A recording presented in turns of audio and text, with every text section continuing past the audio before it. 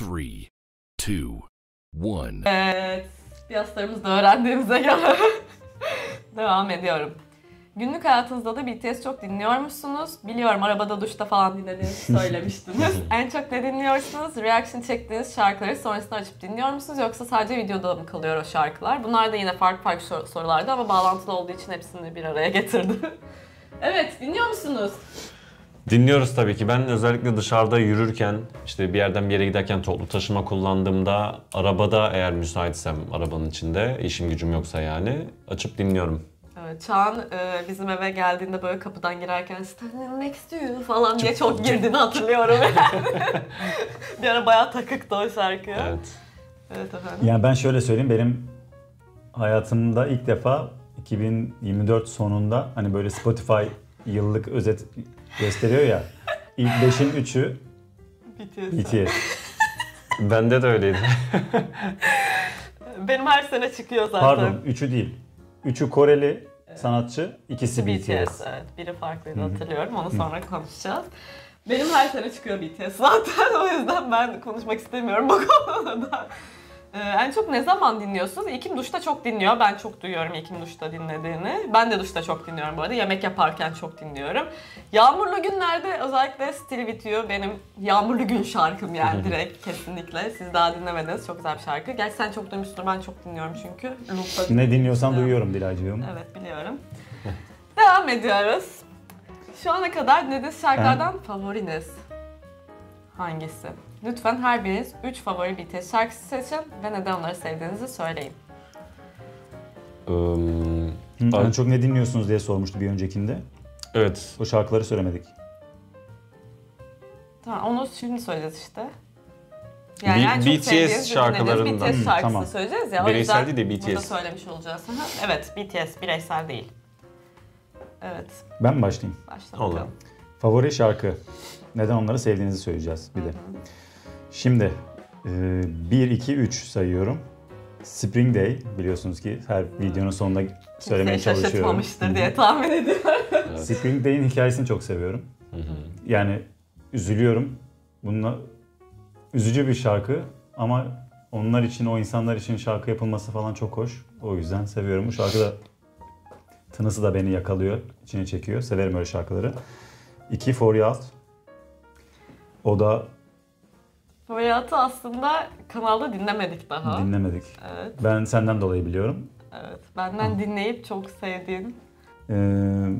So What var. So What beni sürekli dans ettiriyor, o yüzden. Tam bir hype şarkısı. Aynen, çok seviyorum. Evet. Bir tane daha ekleyeceğim ben. Bonus.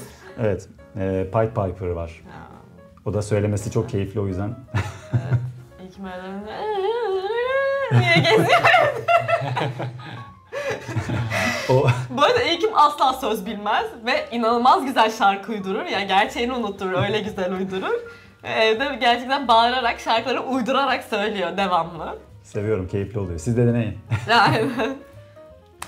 Benim de birinci Spring Day hikayesinden ve şeyinden dolayı zaten İlkin bahsetti. Aman. Sakin. Pardon. Sen devam et. İkincisi On, üçüncüsü de Dynamite. Güzel. Evet, sen biraz daha popüler sanırım. Yani kısmen aslında şarkıların enerjileriyle alakalı. Benim sen de biraz bu daha böyle danslı falan şarkıları seviyorsun. Evet, hareketli. Evet, benim listem biraz değişik gelebilir size. Birinci de Save Me var benim. Neden bilmiyorum, bu şarkıyı dinlemekten hiç bıkmıyorum ve ilk BTS tanıdığım zamanlarda bu şarkı çok hoşuma gitmişti ve sonrasında uzun bir süre Save Me diye gezmiştim ortada yani. O zamandan beri çok sevdiğim bir şarkı. İkincisi Just One Day. Bu şarkının bende ayrı bir yeri var. Neden bilmiyorum. Bunu da neden bilmiyorum. Sanırım böyle söylemesi çok keyifli bu şarkı. O yüzden olabilir. Çok eski bir şarkıları bu arada. İlk çıkardıkları albümünden bir şarkı. Biz Ama dinlemedik. bence çok güzel. Siz bir yerlerde duydunuz. Şeyde söylediler. Bu hepsinin oturarak söylediği. Tiny En son dediklerimizde. Tamam. Hatırladınız mı? Hatırladım, evet. Aynen. Üçüncü sırayı bölüştüremedim. 3 tane şarkı yazdım. Asla ayıramadım. İlkim gibi ben de Pied Piper diyeceğim. The Truth Untold. Ve Louder Than Bombs. benim için o da çok başka bir şarkı. Evet. Sıradaki şarkımız yalnız. Sıradaki şarkı şarkımız. İlkim'e geliyor. Sevenlere gelsin. Evet, İlkim. Biraz Korece konuştuğunu fark ettim. Sen de mi Korece öğreniyorsun? En sevdiğin BTS şarkısı ve koreografisi hangisi diye sormuş. Yani şöyle, ben Dilay ne dinliyorsa, ne öğreniyorsa maruz kaldığım için şikayet etmek anlamında değil, güzel bir şey. Ben de ufak tefek yakalıyorum yani. Çok fazla Kore dizisi izliyoruz beraber Dilay'la. Ben de orada artık yakalamaya başladım. Hatta bildiğim kelime çıkınca direkt dönüp söylüyorum Dilay'a. Kronika falan. Evet, Kronika. Ondan sonra hani öğrenme niyetiyle oturup çalışmıyorum. Duydukça yakalıyorum, öğrendikçe de kullanıyorum. Ama Gece yatarken bana çay çay yobu falan diyor. aynen. Ama öğrenilebilir ya. Güzel bir dil bence. Evet. En sevdiğim BTS şarkısı ve koreografisi hangisi? Şarkıyı söylemiştik zaten. Koreografiden yani tek bir koreografi diyemem ama hani böyle parça parça sevdiğimiz bölümler var. Bazı hareketler yakalıyoruz. İşte bu şey vardı. Şu hareket vardı. Şöyle yapmıştık bir videoda. Ondan sonra şeyi seviyorum. 3J miydi? 3J. 3J. O çok güzel performanstı. Butter performans. Onun İzlemiştik. evet, onun arka plandaki emeği falan görünce de bayağı bir hoşuma. Gerçi hepsi öyle de. Ama o kaç tur çekmeleri falan. İnatla hırsla en güzelini aramaları, en güzeli için uğraşmaları çok değerliydi. Aynen. Başka şapka değişme şey vardı. Jimin'in bir tane şöyle sırtlarında yürüdüğü bir hareket vardı ya, o İlk çok şarkıları. güzel. Çok güzel. Evet, bu kadar. Teşekkür ediyoruz İlkim Teşekkürler. arkadaşımıza. Evet, sıradaki sorumuz Çağla geliyor. Hangi müzik türlerini seversin ve favori BTS şarkın hangisi? Bunu söylemiştik zaten. Evet, favori BTS şarkımı söylemiştim. Müzik türlerinde de en çok sevdiğim şu anda alternatif rock, yine akustik şarkılar. Aslında tarz olarak ayırmıyorum, böyle şarkının enerjisiyle alakalı benim daha çok şeyim, yönelimim. Bir de ruh halinle değil mi? Ben de öyleyim. Evet evet, aynen. Yani çok slow bir şarkı olduğu zaman da aşırı yükselip bu lan ne kadar güzel deyip dinleyebiliyorum. Mesela yolda giderken de dinleyebiliyorum gibi ama bir anda böyle teknoya da bağlayabiliyorum. Çok enerjik dıts dıts dıts falan. Öyleyiz ya. Sabah bazen Türk sanat müziğiyle uyanıyorum. Bazen Fazıl Say'la uyanıyorum. Bazen Ceza falan dinliyorum, rap dinliyorum. Evet. Bazen BTS oluyor işte. Bazen Rammstein gibi Aynen. sert takılıyor. Evet, çok değişiyor. Mesela Değişiyor. ben acayip bir İbrahim Tatlıses dinleyicisiyim. Hakan Evet, Altun evet. severim falan. Yani evet, kimse demez muhtemelen ama. Telefonun oydu değil mi? Ha, tamam. Bizim şarkımız şey. Zaten Zaten o şarkıyı hatırlıyorum. ben sana yazmadım. Biz daha çok hani kişiden ziyade şarkı odaklı galiba gidiyoruz. Evet ya, aynen. Ve her türü de dinliyoruz. Hani ya bu türü kesin dinlemem falan. Biz sanırım biraz şu sıra popüler olan şeyleri pek sevmiyoruz. Kesin dinlemem dediğim evet o şey ne T-rap. arabesk rap falan. Ha, Evet, evet, ben de arabesk kesin rap ve dinlemem. şu sıra popüler olan, yani Türkiye'de Spotify'da en çok dinlenmiş bu sene o ilk 5 falan. Arkadaşlar yapmayın, gerçekten dinlemeyin ya öyle şeyler. Yani yazık yani ya. seveni var, bir şey Ya demeyeyim tabii şimdi herkesin ama. kendi tercihi ama şey, Evet. bizim biraz da müzik geçmişimiz olduğu için biz emeğe saygı ve o şarkıların yapımında geçirilen süreye saygı duyduğumuz için emek verildikçe güzel bir şeyler çıkıyor. Ama şimdi bilgisayardan böyle ya da ne bileyim kurgudan işte tamam canım Yani BTS değil dinleyen, yani. BTS dinleyen insan aynı kalitede bir şeyler dinlemesi gerekiyor Evet. bence. Ya kaliteli müzik, kaliteli şeylere odaklanın diyelim. Evet. Aynen. Buradan gençlere tavsiye. Evet. Size göre solo erada en iyi olan üye hangisiydi? Yani burada aslında yani en iyi olan üye diyemeyiz. Yani şöyle genel anlamda baktığımızda en çok dinlenen, en çok kendini daha iyi tanıtan belki diyeyim veya dünyada çok popüler olan JK diyebiliriz herhalde. Ama kendi görüşümüz olarak söylemiyorum. Yani dünyada şu an en iyi patlama yapan muhtemelen JK oldu. Evet. Aynen. Ama kendimize göre düşünürsek de yani ya direkt isim olarak söyleyemem. Şarkı yine benim için yani. Hani JK'yi Evet. mesela biz ofiste çalışırken devamlı arka planda JK solo şarkılarını döndürüyordum mesela. Jimin'in çok sevdiğim solo şarkıları var. Son albüm bence çok iyiydi. V döktürdüğü bir caz albümle mesela inanılmazdı yani. J-Hope bence çok iyiydi. Son albüm çok iyiydi. Jin bizi acayip şaşırttı mesela. Jin bizi İnanılmaz bizden güzel aldı. şarkıları vardı. O Evet. ilkinde dinlediğimiz canlı performans mükemmeldi yani. Arem'in gitmeden önce çıkardığı çok güzel şarkıları var. Sonra izlediğimiz klipleri var. Dın dın dın dın dın dın dın dın Aynen. dın dın dın dın dın Şuga'nın dın inanılmaz dın. güzel düetleri falan var. Yani o yüzden hani en iyi yok ya. Hepsi Evet. çok iyi. Hepsi çok iyi. Hepsinin çok iyi şarkıları var. Bize daha az hitap eden şarkıları var, daha çok hitap eden şarkıları var. Şimdiki soru da tam olarak onunla ilgili. Üyelerin solo şarkılarından en çok hangisi seviyorsunuz? Sıralama yapsanız ilk 5 demiş. Ben bütün üyelerden en sevdiğim şarkıları yazdım. Ben de Helal olsun işte. Kafa budur. Aynı çalışıyor bizim kafalar. Ben öyle yazmadım. O Ben zaman de ilk senden alalım. Ben de çünkü şey var, en çok hangisini seviyorum diyebilmem için böyle aşırı dinliyor olmam lazım. Hepsinin bütün solo şarkılarını biliyor olman lazım falan. Evet, yani evet kulağa çok hoş geliyor, çok bayıldım ettim ama mesela arıyor muyum? Her zaman değil. Ama mesela Standing Next to You'yu her zaman arıyorum. Onu biliyoruz zaten. O birinci hepimiz. sırada. Sonra Neuron var, sonra I Wonder var, sonra More var. Oo, 3 tane J-Hope şarkısı geldi. Evet. Güzel. J-Hope'un o albümü çok iyi ama. Evet, çok iyi.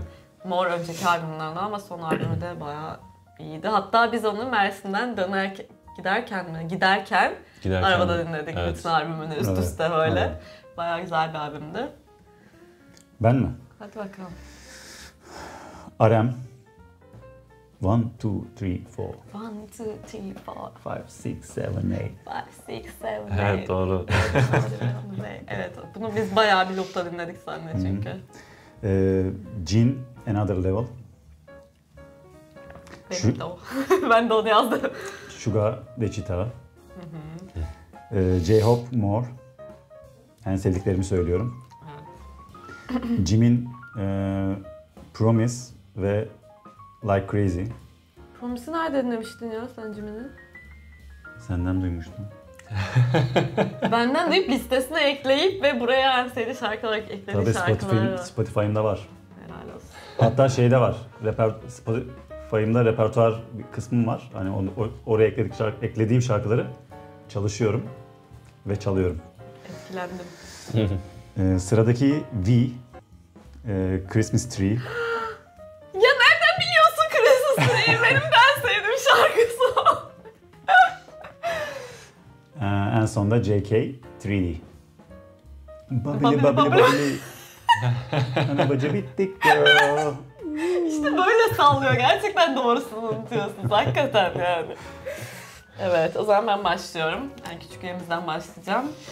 JK'de benim yine Still With You ya. Ben bu şarkıyı hakikaten 1 saatlik looplarda falan dinliyorum. O kadar seviyorum yani. Suga, Snooze benim için. Bir de bu Song'la şarkıları, ikisinin de sesi çok iyi. Snooze'u çok seviyorum. Jimin için Like Crazy en sevdiğim şarkısı oldu yani o son albümden sonra gerçekten.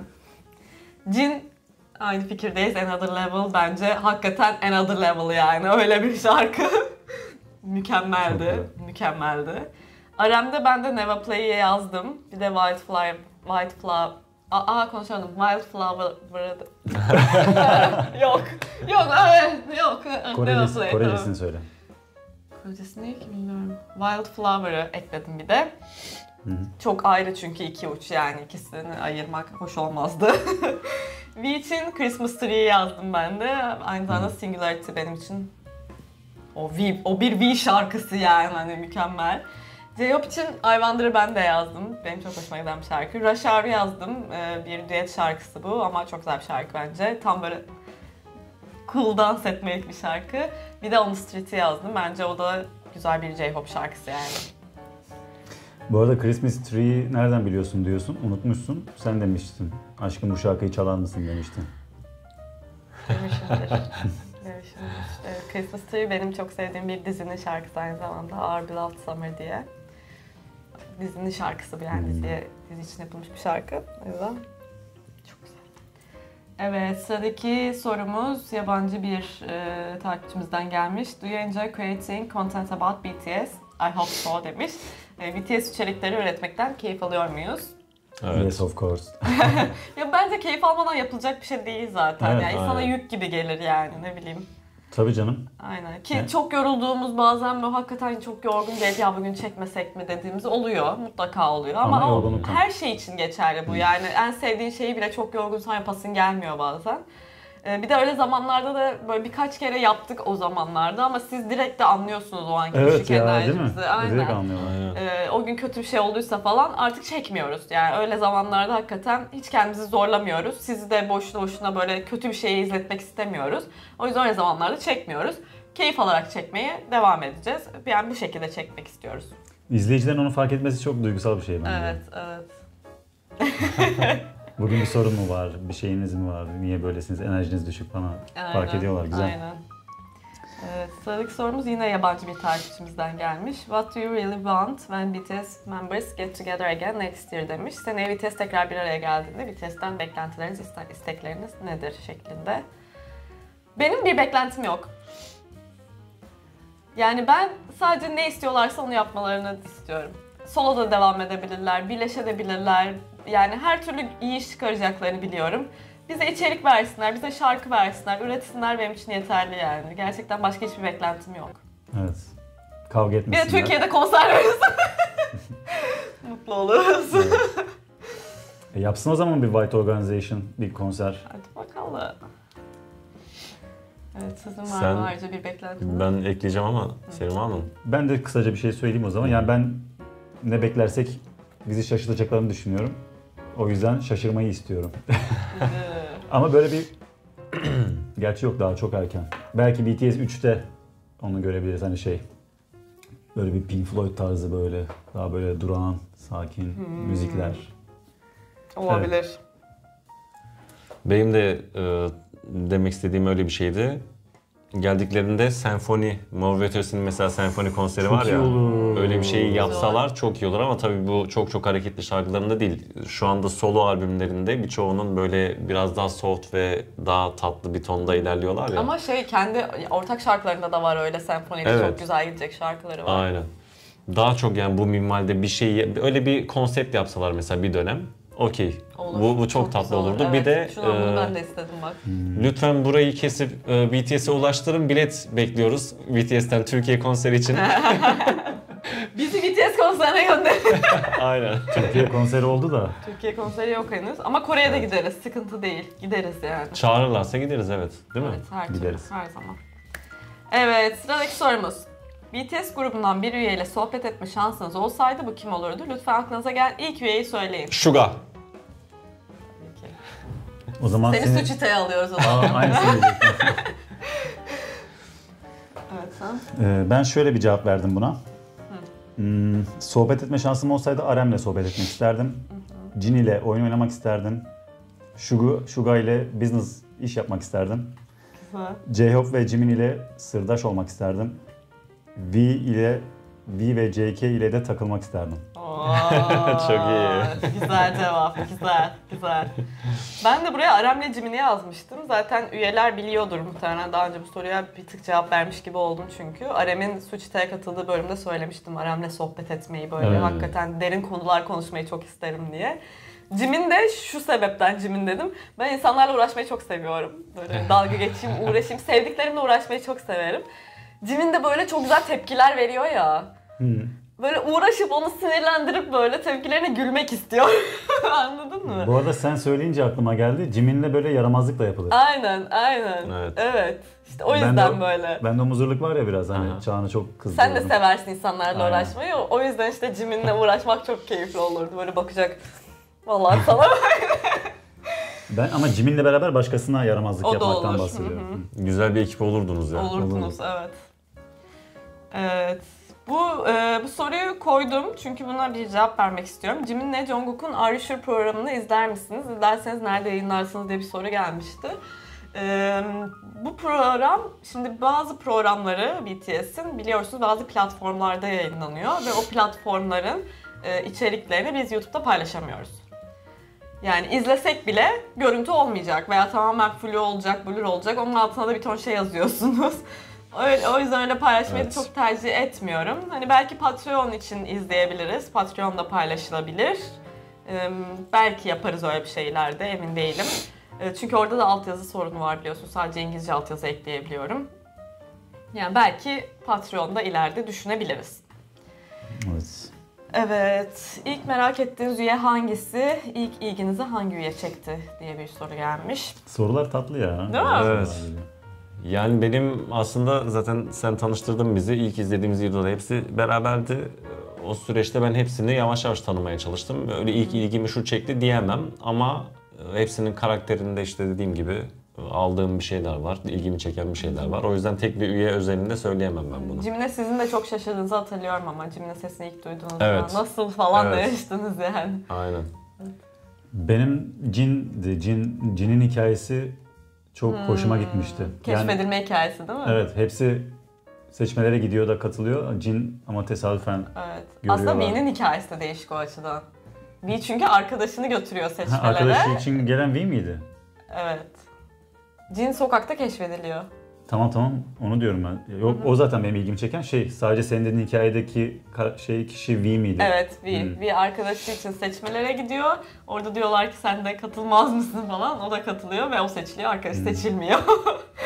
İnanılmaz bir olay yani. Güzel o da. hikayelere bayılırım. Aynen, bence de. Evet, benim için tabii Jimin söyledim zaten. Bir de Suga'ydı. Yani ilk zamanlar Suga dikkatimi çekmişti. O değişik bir insan böyle. Yani Kedi diyordun. aynen kedi zaten de böyle gizemli ya böyle. Suga'nın biraz gizemli bir havası var. O yüzden sanırım biraz böyle aa bu kim ya falan demiştim yani. Aynen. Evet, özellikle üyelerin isimlerini öğrenirken en çok kimi karıştırıyordunuz ve size tarzı en çok uyan üye kim? Bu müzik tarzı olarak bu soru. Benim V ile Jin en çok karıştırdığım o ikisiydi. En son öğrendiklerim zaten isimlerini. Ya en kolay isimleri olanı en Evet. geç öğrenmiş olman zaten. Aynen. Bir de müzik tarzı olarak da bence V'nin son Caz albümü. Evet, caz albümü. Bayağı efsaneydi evet. Çünkü daha enstrümantal ve o tadı alıyorum. Aynı şekilde düşünüyorum ben de müzik tarzı olarak V'ye yakın hissediyorum. J-Hope'u da bence solo albümünde Evet, özellikle. o Mor Önceki şarkısı solo çok albümünde iyiydi. ama evet. Hı hı. Son değil, önceki solo albümünde. Yani evet, şöyle hani dinlemekten hoşlanmak olarak algılamıyorum ben bu soruyu. Hani çaldığım tarz Evet, da evet senin elimde. tarzına Hı. daha yakın olarak. Hani rap yapmıyorduk biz, o yüzden onları Evet, doğru. söyleyemiyorum. Ama akustik performans olarak zaten V yapıyor. Hani Jin'in de o tarz güzel şarkıları var. Onlar yakın diyebilirim. İlk öğrenmeye başladığımda da V ve JK'yi çok karıştırıyordum Evet, ve birbirine. sen çok benzetiyordun ikisini. Çok benzetiyordum. Dilay diyordu ki piercinglerden Aynen, Aynen. piercing ve dövmelerden ayırt et diyordu. evet, Ya sonra ben bildiğin ikimi çalıştırıyordum evde fotoğraflarını açıp bu kim, bu kim, bu kim falan Gestapo gibi başında. evet, ama şimdi tabii ki. Artık sen zaten götürüyorsun o işi. Evet. Bir günlüğüne BTS üyesi olsaydınız bu hangi üye olurdu? Aa, bak bu da çok güzel bir soru ya. Evet, değişik bir soru. Ben cevap vereyim buna ilk. Tamam. 2 tane üye düşündüm. Birincisi JK olabilir. Çünkü JK'in böyle o cool şeyi insanlar tarafından çok beğenilmesi falan bir günlük güzel olurdu yani. Doğru. Yani bir gün sokakta JK olarak yürümek isterdim yani mesela. Diğeri de V yazdım. Çünkü V'nin aklından geçenleri öğrenmeyi o kadar çok istiyorum ki. Yani sırf o kafasını okumak için V olmak istiyorum yani bir günlüğüne. Evet, benim cevabım bu kadar. Güzel. Yani ben herhalde RM olmak isteyebilirdim ya. Lider. Lider aynen. Evet. Güzel. Ben de şey dedim. Devam ediyor musun? Bitti mi? Yo, bitti benim. Jin ve JK dedim. Biri en büyük yaş olarak, biri de en küçük üye. Ha. Bir en büyük olmak işlerinde nasıl olurdu, bir en küçük olmak nasıl olurdu? İki açıdan da görmek isterdim. İlginç, değişik cevaplar geldi.